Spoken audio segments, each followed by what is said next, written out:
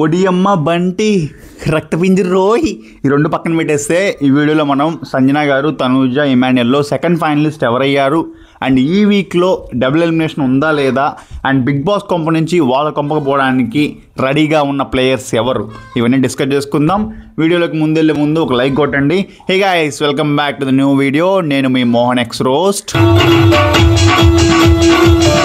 Guys, present నాకున్న updates ప్రకారము second finalist అయితే కన్ఫర్మ్ అయిపోయింది. తనూజ, ఇమాన్యుయల్ అండ్ సంజన గారు టాప్లో ఉన్నారు. వీళ్ళ ముగ్గురు. తనూజకి 335 పాయింట్స్ అండ్ సంజన గారు అండ్ ఇమాన్యుయల్కి 320 పాయింట్స్తో వీళ్ళ ముగ్గురు టాప్లో ఉన్నారు. వీళ్ళకి ఒక గేమ్ జరగబోతుంది. ఆ గేమ్ ఏమంటే వాటర్ టాస్క్. నాకు ఒక డౌట్ గైస్, ఈ వాటర్ టాస్క్ పెట్టారు. వాటర్ టాస్క్లో 2 అమ్మాయిలు అండ్ ఒక అబ్బాయి ఉన్నాడు. అండ్ ఆ 2 అమ్మాయిల్లో ఒక ఆమెకి ఆస్తమా ఉంది, ఆస్తమా ఇష్యూ ఉంది, ఆస్తమా జబ్బు ఉంది.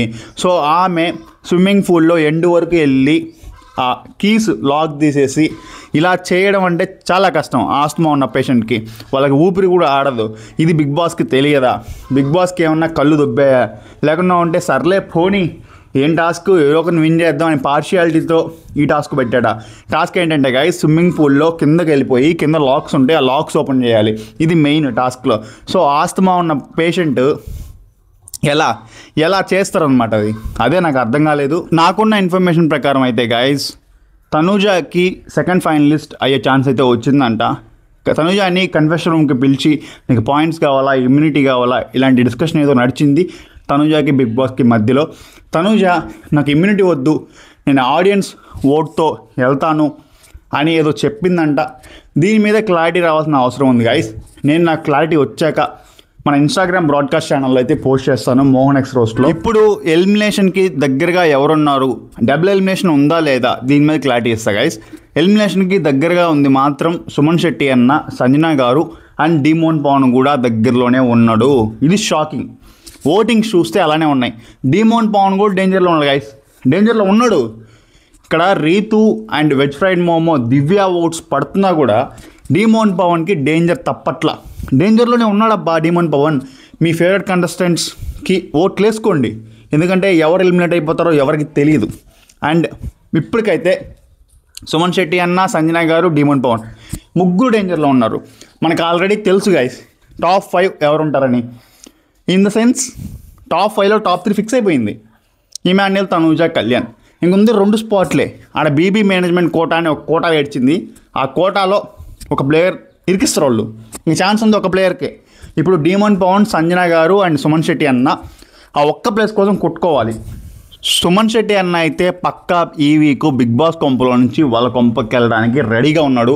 ఇంకా డబుల్ ఎలిమినేషన్ అన్నావు కదా బ్రో, ఏంది విషయం అంటే, అవును ఉండొచ్చు.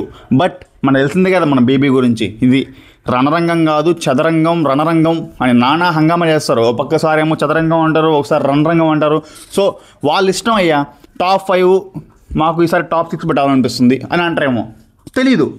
అండ్ షాకింగ్ ఎలిమినేషన్ ఉండొచ్చు. వాళ్ళ బీబీ మేనేజ్మెంట్ కోటా అట్లా రన్ అవుతుంది. వాళ్ళ బీబీ మేనేజ్మెంట్ కోటాలో కొంతమంది ఇరికిద్దాం అనుకుంటున్నారు. సో బీబీ మేనేజ్మెంట్ కోటాలో ఇరికిద్దాం అనుకున్నప్పుడు మంచిగా గేమ్ ఆడుతున్న ప్లేయర్స్కి అన్యాయం అయితే పక్కా జరుగుతుంది. చెప్తున్నా కదా, డిమోన్ పవన్కి ఆర్ సంజన గారికి అన్యాయం అయితే జరగబోతుంది. ఇది పక్కా, ఇది డ్యామ్ షూర్. ఇదే మీకు తెలియని చాలా జరుగుతాయి గైస్. బ్యాక్ ఎండ్లో చాలా జరుగుతాయి, మనకు అవన్నీ తెలియవు. మీరేమనుకుంటారు, నా ఫేవరెట్ కంటెస్టెంట్కి నేను ఓటేసుకున్నా, మా ఓటు సేఫ్ అనుకుంటారు. కానీ అన్ని బీబీ మేనేజ్మెంట్ చేతుల్లోనే ఉంటాయి. ఆ బీబీ మేనేజ్మెంట్ కోటలో ఒక ప్లేయర్ ఉన్నాడు. ఆ ప్లేయర్ని సేవ్ చేయడానికి వేరే ప్లేయర్ని బలి చేస్తారు. లాస్ట్ టైం రీతిని కూడా అలానే బలి చేశారు. చెప్పే కదా, మొత్తం బీబీ మేనేజ్మెంట్లోనే ఉంటుంది, వాళ్ళ చేతుల్లోనే ఉంటుంది. ఎవరిని ఎలిమినేట్ చేయాలన్నా, ఎవరిని లేపాలన్నా. ఆల్రెడీ కళ్యాణ్ని, తనుజాని బాగానే లేపుతున్నారు. ఎందుకో విషయం నిన్న వీడియోలో నేను కళ్యాణ్ ఎందుకు లేపుతున్నారో, కామనర్ కాబట్టి నెక్స్ట్ ఇయర్ అగ్ని పరీక్షకి బాగా యూజ్ అవుతుంది, టీవీఆర్లు టీఆర్పీ లేస్తున్నాయి కాబట్టి కళ్యాణ్కి హైప్ ఇచ్చారు. మేబీ లాస్ట్ ఎండ్ ట్విస్ట్ ఉంటుంది. ఫైనల్ విన్నర్ ఎవరిని చేస్తారో వాళ్ళకే క్లారిటీ లేదు ఇంకా. అప్పుడు సిచ్యువేషన్ బట్టి అట్లుంటుంది.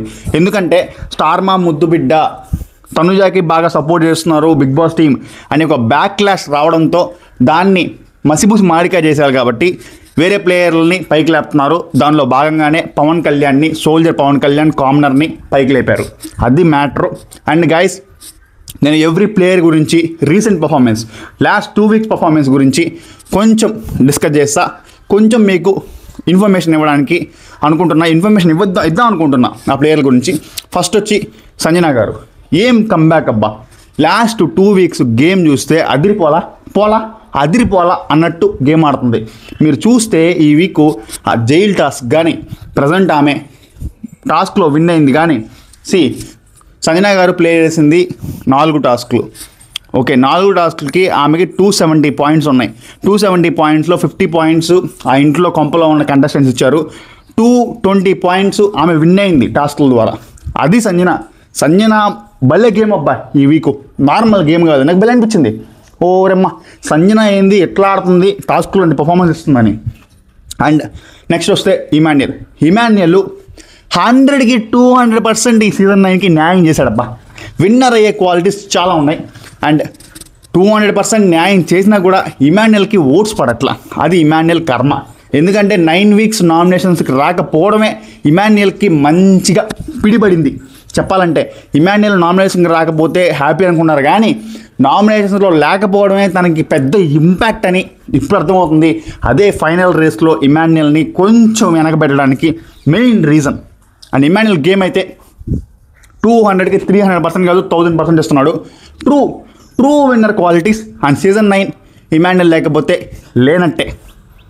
డిమోన్ పవన్ గురించి మాట్లాడాలంటే ట్రూ జెంటిల్మెన్ అబ్బా. ఈ సీజన్కి ట్రూ జెంటిల్మెన్ ఎలా ఉండాలో తెలుసు. ఆ కొంపలో ఎక్కువ శాతం ఆ కొంపలో ఉన్న కంటెస్టెంట్స్కి వండి పెట్టింది డిమోన్ పవనే. మీరు రేపు బయటకు వచ్చినాక ఏ ప్లేయర్ని అన్న అడగండి, అదే చెప్తారు. Demon Pavan true marriage material అమ్మాయిలకి. అందుకే గర్ల్స్ ఫ్యాన్స్ డిమోన్ పవన్కి బాగా ఉన్నారని మనకి ఇన్ఫర్మేషన్ ఉంది. అండ్ బయట నడుస్తుంది కూడా అదే. అండ్ డిమోన్ పవన్కి మంచి జరిగే విషయం ఒకటి ఏంటంటే, Ritu and Divya veg fried momo eliminate అయ్యాక వీళ్ళిద్దరు బయట డిమోన్ పవన్కి సపోర్ట్ చేస్తున్నారు. సో వీళ్ళిద్దరికి పడే ఓట్స్ డిమోన్ పవన్కి కొంచెం కన్వర్ట్ అవుతున్నాయని, అంటే 100కి 100% అయితే కన్వర్ట్ కావు, కొంచెం కన్వర్ట్ అవుతున్నాయి. But demon Pavan game play కూడా ఆ రేంజ్లోనే ఉంది కాబట్టి జనం డిమోన్ పవన్కి సపోర్ట్ చేస్తున్నారు. బట్ చెప్తున్నా కదా, ఎవరిని ఎలిమినేట్ చేస్తారో తెలియదు గాయస్. డబుల్ ఎలిమినేషన్ అయితే ఉంటుంది అని బాగా టాక్ వస్తుంది. సో డిమోన్ పవన్ కూడా డేంజర్లో ఉన్నట్టే సంజన గారితో పాటు. ఇక మన ముద్దమందారం పువ్వు తనూజ ముద్దమందారం పువ్వు అయినా యాక్టింగ్ చేస్తుంది, సీరియల్ యాక్టింగు ఇవన్నీ పక్కన పెడితే ఆమె గేము ఫిజికల్గా కాకపోయినా కానీ మెంటల్గా మంచిగా తెలివిగా ఆడిందని నాకు అనిపిస్తుంది. ఎంత తెలివిగా ఆడకపోతే బయట ఎంత హైప్ వస్తుందో నాకు అర్థం కాల. అఫ్కోర్స్ వాళ్ళ పిఆర్ టీం చాలా కష్టపడుతుంది హైప్ చెప్పడానికి. బట్ లోపల కూడా ఆమె తెలివి మైండ్ గేమ్ ఆడుతుంది. ఆమె సీరియల్ యాక్టింగ్లు చేయని, కన్నింగ్గా ఉండని, డబల్ ఫ్లిప్ అవ్వని, ఫ్లిప్పింగ్ మాట్లాడని, ఏమైనా చేయని. But end of the day బీబీలో విన్నర్ అవ్వడానికి ఆమె పడిన కష్టం నిజంగా కష్టమే చెప్పాలంటే. ఆ క్లెవర్గా గేమ్ ఆడుతుంది చూసినావా, అది మెయిన్, అది ఇంపార్టెంట్.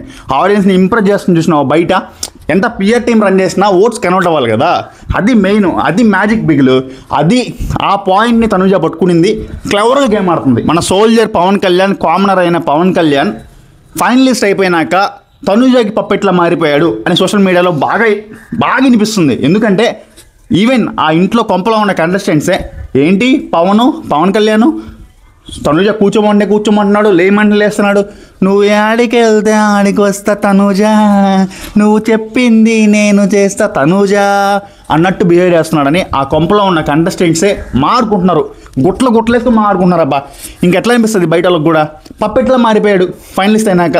సో తను ఫైనలిస్ట్ అయిపోయాడు కాబట్టి, తన గేమ్లో పార్టిసిపేట్ చేసాకి ఇన్ఫర్మేషన్ లేదు కాబట్టి తను ఆడడానికి ఈ వీక్ పెద్ద పాసిబిలిటీ రాలేదు. జస్ట్ సంచాలకుగా ఉండిపోయాడు చాలా ఓట్లలో. అండ్ ఫైనలిస్ట్ అయిన టైంలో అయితే మాత్రం కుమ్మేశాడు, కుమ్మో సుమ్ము చేశాడు. ఆ విధంగా గేమ్ ప్లే చేశాడు. అందుకే ఫైనల్లో విన్ అయ్యి ఫైనలిస్ట్ అయిపోయాడు. ఫస్ట్ ఫైనలిస్ట్గా తను విన్ అయిపోయాడు. అది మ్యాటరు. ఆ వీక్ బాగా పర్ఫార్మెన్స్ చేశాడు. ఈ వీక్ మాత్రం తనూజాకి పప్పెట్లా మారిపోయిన పవన్ కళ్యాణ్. ఇది నా మాటే కాదు, ఆ కంటెస్టెంట్స్ మాట, బయట నడుస్తున్న టాక్. సుమన్ శెట్టి అన్న అండ్ భరణి గారి జోలికి వస్తే, సుమన్ శెట్టి అన్న తనకు ఫిజికల్గా ఎంత పాసిబిలిటీ అయితే అంత ఆడుతున్నాడు. తను ఎక్కడ ఆడాలో అక్కడే మాట్లాడుతున్నాడు, ఎక్కడ గేమ్ నీడేడో అక్కడే మాట్లాడుతున్నాడు. ఇదే సుమన్ శెట్టి అన్నకి బాగా దెబ్బ కొట్టిన విషయం. సీజన్ స్టార్టింగ్లో సుమన్ శెట్టి అన్న విన్నర్ అని చాలామంది అనుకున్నారు. బట్ సుమన్ శెట్టి అన్నని బ్యాక్ లాగింది అదొక్కటే. ఎందుకంటే తను ఫిజికల్ అపీరియన్స్ అలా ఉన్నా కూడా, ఆ ఫిజికల్ స్ట్రెంగ్త్ సరిగ్గా లేకపోయినా కూడా మైండ్ గేమ్ బాగానే ఆడుతున్నాడు. దీంట్లో మీకు ఒక పాయింట్ చెప్పాలి గైస్. ఆ పాయింట్ ఏంటంటే మన టెక్లారి ఆ టెక్లారి ఎవరో తెలుసు. ఆ టెక్లారి ఏమంటుందంటే సుమన్ శెట్టి అన్నకి మెచ్యూరిటీ లేదంట, of course is running A family అనే ఒక స్టేట్మెంట్ పాస్ చేసింది. ఆ టెక్లారి చెప్తున్నా, మీకు సుమన్ శెట్టి అన్నని పాయింట్అవుట్ చేసి మాట్లాడే అంత అర్హత అయితే నీకు లేదు. సుమన్ శెట్టి అన్న గేమ్ ప్లే అయితే అద్రుహో, అది మ్యాటరు. అండ్ ఇంకా మిగిలి ఉన్నది ఎవరు, బిగ్ బాస్ కోటాలో బీబీ మేనేజ్మెంట్ కోటాలో ఉన్న మన భరణి గారు గేమ్ ఆడుతున్నారు, బట్ మేనేజ్మెంట్ కోటా డిసైడ్ అయిపోయింది కదా. సో భరణి గారు అయితే టాప్ 5లో పక్కా ఉంటారబ్బా. ఇంకేం చెప్పలేను నేను, ఇంకా ఇన్ని బయటికి చెప్పాలంటే కష్టంగా ఉంది బీబీ మేనేజ్మెంట్ కోటా గురించి. That's all for the video guys. ఈ వీడియోని లైక్ కొట్టండి, మీరు కొట్టే లైకే వేరే వాళ్ళకి సజెస్ట్ అవుతుంది వీడియో. ఇంకేమైనా అప్డేట్స్ ఉంటే మళ్ళీ వచ్చేస్తాం మీ ముందుకి. నేను మీ Mohan X roast signing off. Thank you.